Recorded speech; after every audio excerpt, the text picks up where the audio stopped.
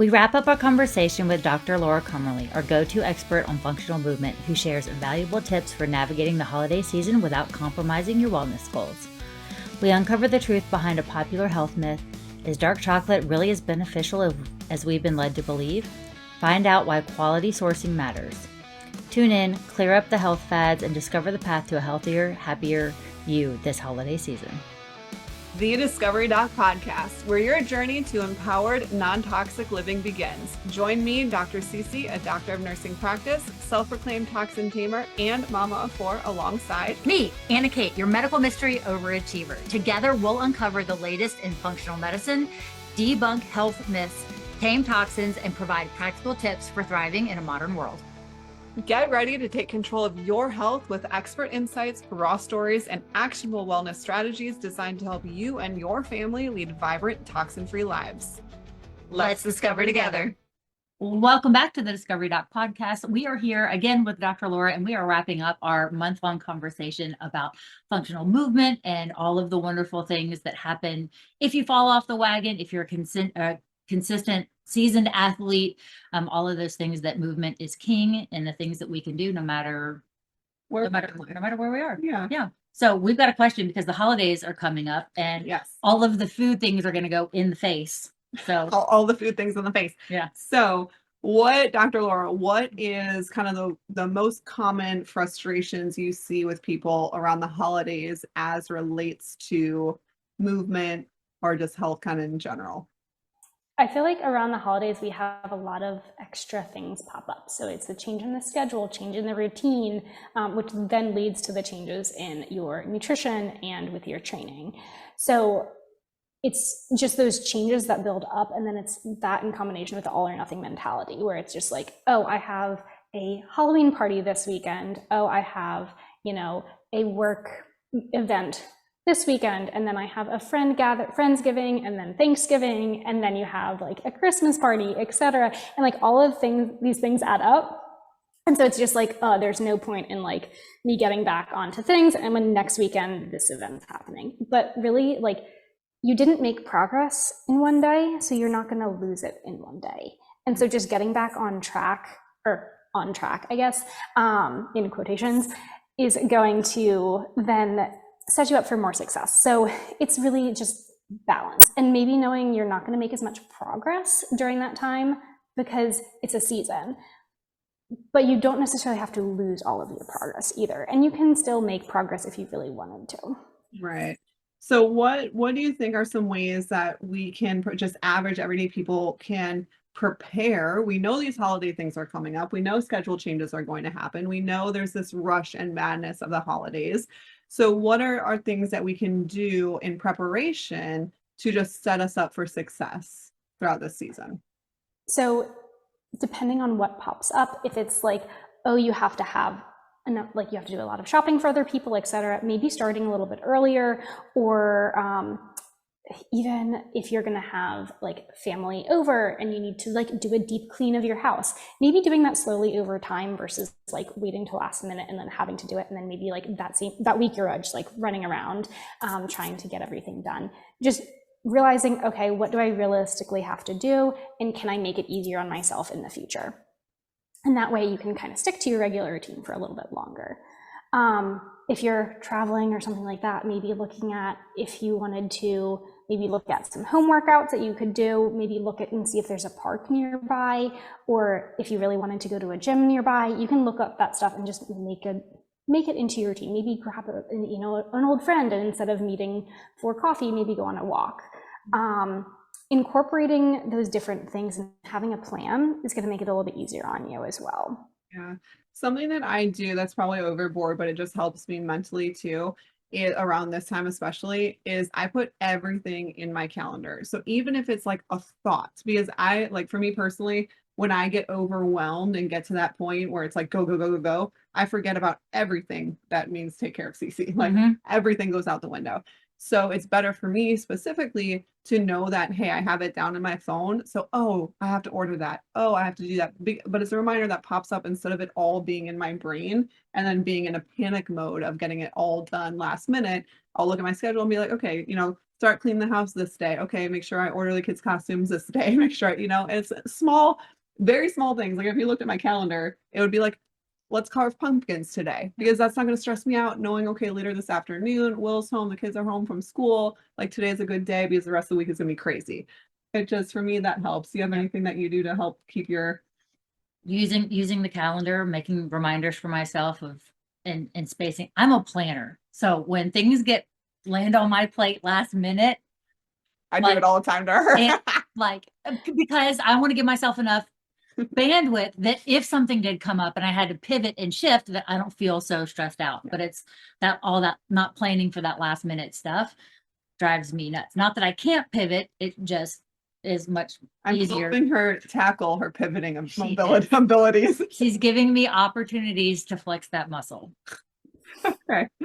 Okay. So in terms of kind of deep dive into this conversation, what are some ideas? Because also around the holidays, it's family time. And so I think people maybe use that a little bit as an excuse too. Oh, my family's in town. I have 20 people coming over.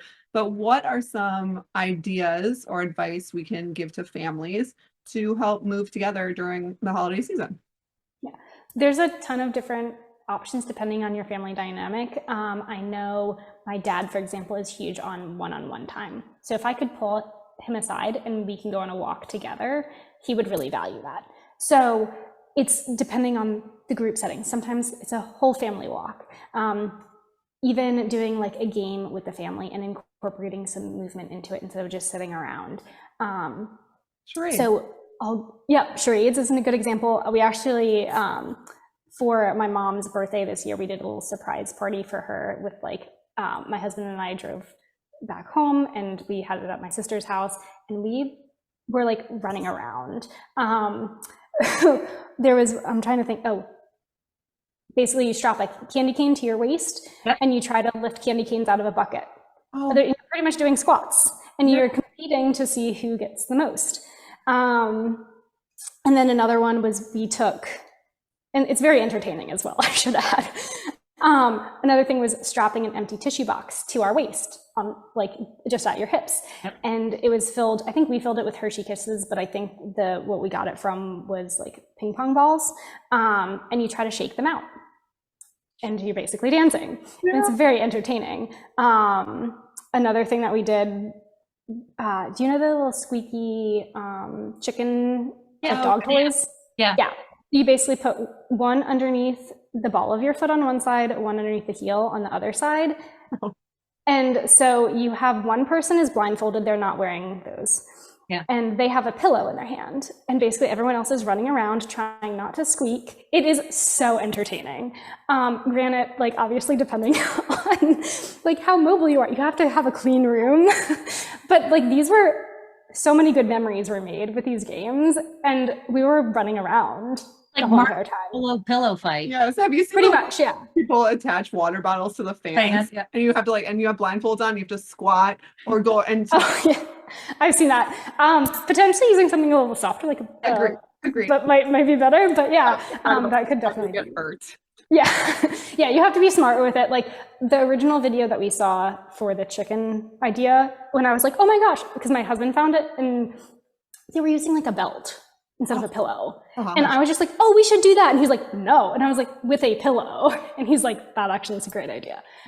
So yeah, you can tailor it to make things more safe based on your individual situation and your risk tolerance level. I love there's also really fun ones where have you seen the ones where there's countertops and you start, it's basically like a relay race. There's so many different relay races you can make where you're running around the island and having to get back and either you're catching something in your mouth or trying not for something not to spill. There's so many different options there. I love that you brought that up because it might not always look like being outside and going on a little going on a walk or whatever. For us, we try when the weather is good here, we love around this time going on fall nature walks and hikes and little things like that, or walking the dogs or taking the dogs to the dog park. But yeah, fun games like that is such a good idea. Yeah. Throwing around a football too is another more classic thing. Yeah. Which one? Throwing around a football or playing kickball or something like that. But the thing is, as our families grow and as our families evolve, like we're creating these new traditions. So we can start with those more active traditions, however you want to make new memories with your family too. So it's all kind of what fits in your family dynamic. And laughter flexes that abdominal wall. Absolutely. And it also helps in terms of like beating kind of the fatigue that you get from a huge like Thanksgiving meal, let's say. You going out and being active helps you digest your foods. It'll help you feel better. Like it's fun to be with family and like smash pies in people's faces and run away. You know what I mean? So I have one more question as we wrap up our entire month with Dr. Laura. This is a curveball. You were not prepped on this question, so she loves her curveball day. She threw me for a loop earlier today. Like, why did you do that like that? Okay. Knowing what you know now, if you could go back and tell your teenage self something that you've discovered of what makes Dr. Laura, what would you tell her? What's your number one discovery? The first thing that popped in my head was sleep is actually important. So it took me way too long to realize that. I think I was really hard on myself, and the whole, I guess, all my social media is paradigm of perfection because I needed that constant reminder that no one is perfect and that in itself is perfect. And basically, if you are trying your best every single day, that's all you can ask from yourself, and that's going to look different day to day, and that's perfectly okay. And more just like embracing who you are versus trying to be like other people. I think that is probably something that I needed to hear. I don't know if I would have listened, but essentially like the paradigm of perfection was kind of built off of what I felt like I needed for myself. So I love it. That's a great discovery. That is a great discovery. So tell our audience where they can find you, give yourself all the shout outs. What resources do you have? Where can everyone just see all the cool things that you do and the education that you have? Yeah, so I am Paradigm of Perfection on Instagram, on TikTok. I'm not as active on YouTube, but there are some resources on there. And then I also have my Paradigm of Perfection Plus Train app that is on my website, paradigmofperfection.com. So as you see it, there's a theme there. So if you do have any questions or anything like that, feel free to reach out to me through DM me on Instagram or whatever platform that you prefer. Yeah, I'm more than happy to help. I do also individualized programs. So if the app isn't something that's looking like it would be a good fit, then I can also do an individualized program as well. What type of things do you have on the app? Just super quick. So different programs, there's a couple follow along workouts if you do prefer that style, but most of the programs are like you get the video of the exercise and then you do it. But there's strength training fundamentals, there's calisthenics fundamentals, there's skill programs like pull up, muscle up, pistol squat. And there's also a core control educational series, which is a series of, I think, 7 videos going over what the role of the diaphragm is, what the role of the pelvic floor is, proper core engagement, all of those things. And then I'm trying to think if there's, prehab programs as well. So if maybe your shoulder has like a little niggle that's like not quite an injury that you need to see a physical therapist for, or if you want to provide a little extra attention after you're coming back from an injury to a certain area, there's the foot and ankle, knee, hip, or shoulder prehab program as well, and some mobility programs. So tons of different options. Yeah, very comprehensive. Yeah. Well, thank you so much for joining us this month. It has been an absolute pleasure. We have learned, both of us, our audience has learned a ton from you. I think you're just like an insane inspiration to people to get moving, and just what the power of the body can be is, I mean, it's incredible to see. So thank you so much for joining us. We really appreciate you. Yeah. Thank you so much for having me. It's been fun chatting. Thank you. And if you're curious about anything that you have heard or that we've discussed, reach out to us at thediscoverydoc.com/podcast, or you can reach out to Dr. Laura directly and ask her any questions, and we'll make sure that all of her links are linked below. So until next time, let's discover together. As we wrap up this month's Toxin Tamer feature, we'll discuss practical strategies for ditching harmful toxins and switching to safer alternatives for a healthier lifestyle. All right, Dr. Cece, tell us the ditch and switch for BHA and BHT. Or products that contain it that we don't want to be exposed to, what are some of the things that we can switch to? Yes. So we mentioned how we can find this in some of our shelf-stable foods in the grocery store. So a big category here is cereal. I know we all love, some of our kids love Cinnamon Toast Crunch, and with all the craziness going on with Kellogg's, this is a great alternative also. So one of my favorite is Cascadian Farm because they actually have a organic quote Cinnamon Toast Crunch. So you know that you're giving great ingredients to your kids, but it doesn't come with all the synthetic yuckiness. Now, obviously, there's still a ton of sugar in there, but if you have picky kids who absolutely love that, that's a really, really good alternative where you're not yanking it from them and just providing them with a better solution in terms of reducing your toxic burden. Another really good company is Nature's Path Organic. We get those guys, and Lovebird. Lovebird is a good one too. I would say my own personal kiddos, they like Cascadian Farm and Nature's Path Organic because I can find really cool, fun cereals in there that they see their friends eating, but they know that are mommy approved. So I love those two personally. In terms of gum, we're not a big gum family in general, but the Humble Co. or Humble Company, they also make my favorite deodorant. They actually make really awesome gum. Simply Gum and Pure, P-U-R. Those ones you can find pretty much anywhere. The Simply Gum and Pure, I see them in Sprouts, I see them in Target, sometimes I see them in Publix. The Humble Co., that's a little bit, I see it in Sprouts and not so much the other grocery stores, but those three are good alternatives. In terms of frozen pizza, Banza, you know, the chickpea guys, that's a really good company. Capello's, Against the Grain, and Tattooed Chef. We like it Against the Grain or Capello's. Those are really good. I know, I think AK likes Capello's too. Yeah. I like those, and I like the Against the Grain products. So especially when I went gluten-free for a really long time, Against the Grain was my go-to because it's made out of mozzarella. So it kind of killed me when I had to do dairy-free for a while, but we worked through that. And some of these, you know, for us, like we'll use Against the Grain and we might take off the cheese that they put on top of it and then put other ingredients. Like we basically take the crust and make it our own pizza too. Frozen meals, there are a bunch of good frozen meals. So you don't, just because you heard, you know, that these ingredients can be found in a lot of those frozen quick, you know, meals that you can grab for your family, there are really good options there. I'm not telling you to make everything from scratch. I get it. We're very logical humans over here. We have families and work and all the things. But frozen meals that are good quality ingredients or tend to have good quality ingredients are Kali Power frozen meals. There's Kevin's 5-minute meals. Amy's brand, that whole entire brand is really good.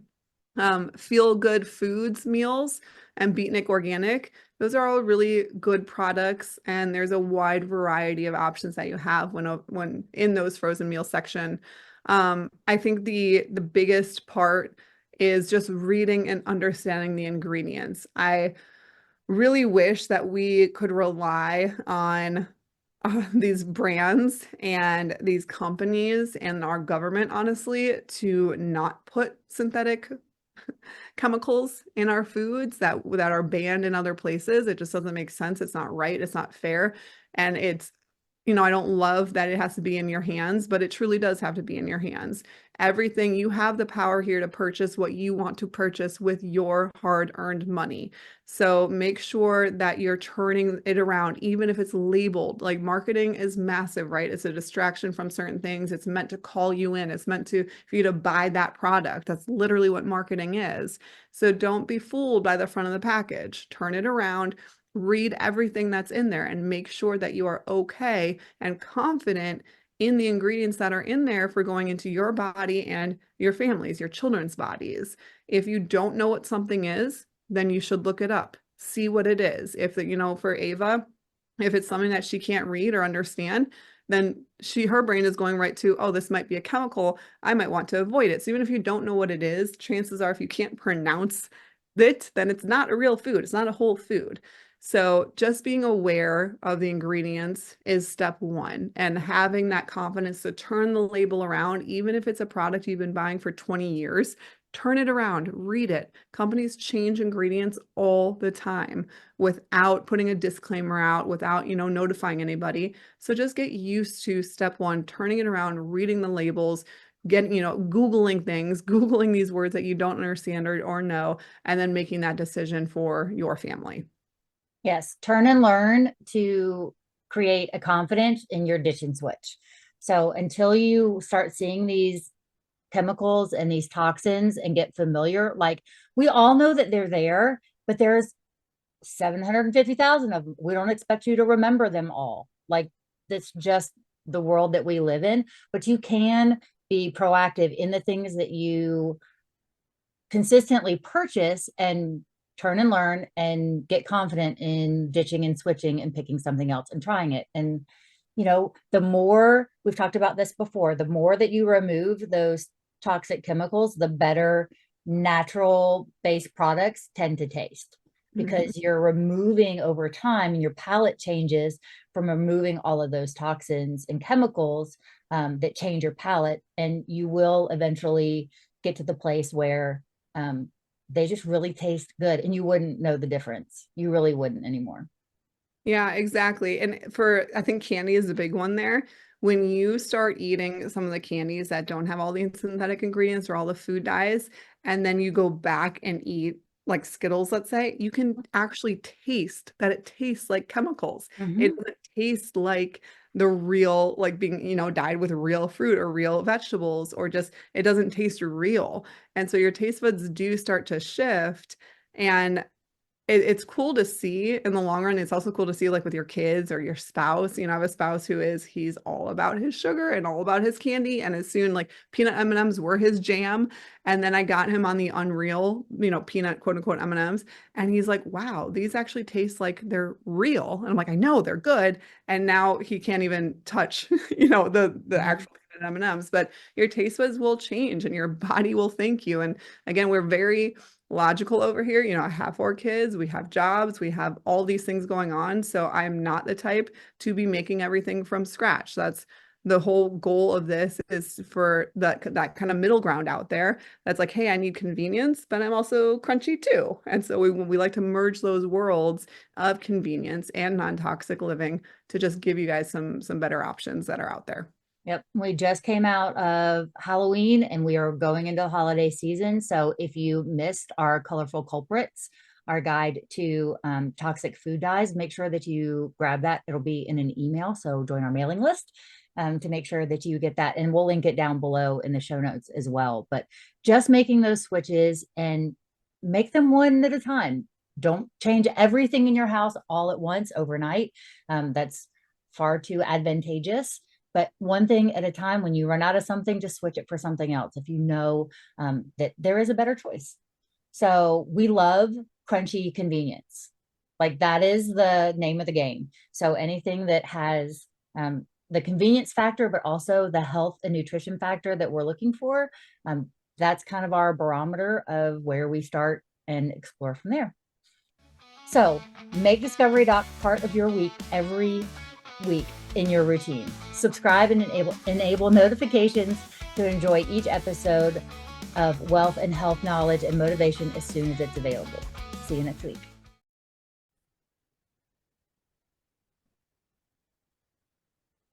Join us in our special quest. That's not what that says. It is a special quest. It is. Join us in our quest to bust medical myths. In this segment, we'll be diving deep into the world of health-related misinformation, uncovering the truth, and empowering you with accurate knowledge. All right, in this week's Myth Bust, we're going to talk about chocolate. Okay, tell us all the things about the dark chocolate. Is it good for us? Okay, so first of all, shout out to my 8-year-old daughter here, because as we were prepping for these episodes, I was like, hey, Ava, what is something that you have heard and you want to know if it's true or not? And she thought about it for a minute and she said, I want to know, is dark chocolate actually good for us? Because I have a friend whose mommy said that it is good for her, so she eats it all the time.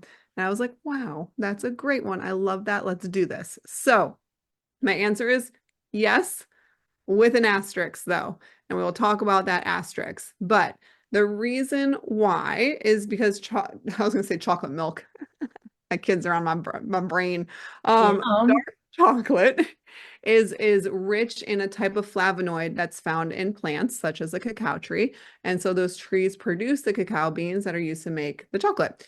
These flavonols are related to the production of something called nitric oxide, which relaxes our blood vessels. So that means that it helps to improve our blood flow. Since that's the case, that then translates to lowering our blood pressure, protecting from heart disease, improving cognition. They're also super high in antioxidant properties, and so they are really beneficial in fighting cell damage and kind of reducing that oxidative stress that's put on our cells. The true dark chocolate is also a really good source of minerals. It's packed full of iron, magnesium, zinc, copper, phosphorus, and in your body, then we use those things to support immunity, for zinc, let's say, for your bone health and your teeth health, the phosphorus, and it can contribute to better sleep because of the magnesium. So there are tons of studies that actually support dark chocolate and these antioxidant properties and mineral properties, and those health benefits. So yes, absolutely, in that sense, dark chocolate is wonderful. The asterisk comes from sourcing, because dark chocolate can very easily get intermixed with kind of just the entire candy world that a lot of our big head name candy companies has dark chocolate. And when we turn around those ingredients, they are not all created the same. So for example, when Ava and I were putting this together, she actually was like, can we research this? And I said, sure. And because we know the chocolate that we get, so I just looked up Nestle dark chocolate, and Nestle has a bunch of dark chocolate types. They have little morsels, little chocolate chips. And so someone who hears this may be like, hey, well, this is dark chocolate. I'm going to go for the dark chocolate over the milk chocolate because the dark chocolate has all the good health components to it. But you really, really have to look at the company.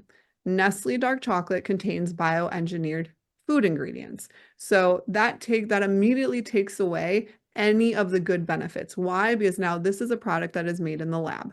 This is a product that is made with synthetically fortified ingredients, or just synthetically made ingredients, because instead of being grown outside from a cacao tree, it is made inside a lab.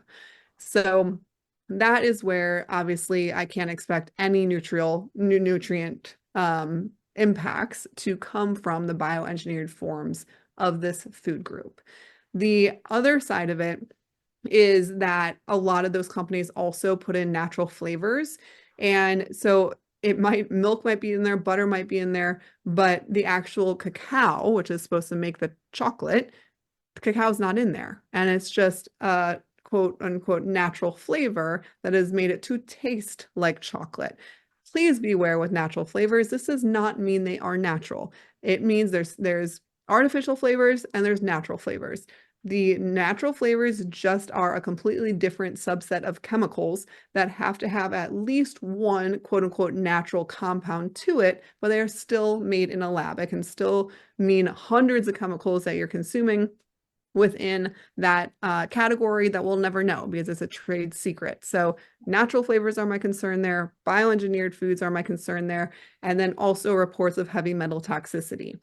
Unfortunately, with the heavy metal toxicity side, this is where we, as just a world, our earth, our soil, we run into this problem because our soil is so damaged from how we humans have treated it, that even if we run the risk of even the most kind of natural chocolate coming from cacao trees, coming from the ground, having higher levels of heavy metals because our soil, our poor soil, is so rich of it because of everything humans are doing. So heavy metal toxicity, watch out for bioengineered ingredients, watch out for natural flavors. So that's where my asterisk comes in terms of sourcing. But if it's quality sourced, then yes, and not stripped of all its nutrients and put in fortified synthetic ones, then yes, it is good for us. Yep. And true dark chocolate, like 70% and higher, is high in resveratrol, which is an anti-aging antioxidant. It's also found in red wine. So I bet Ava's friend's mom is having her dark chocolate with a glass of wine, red wine.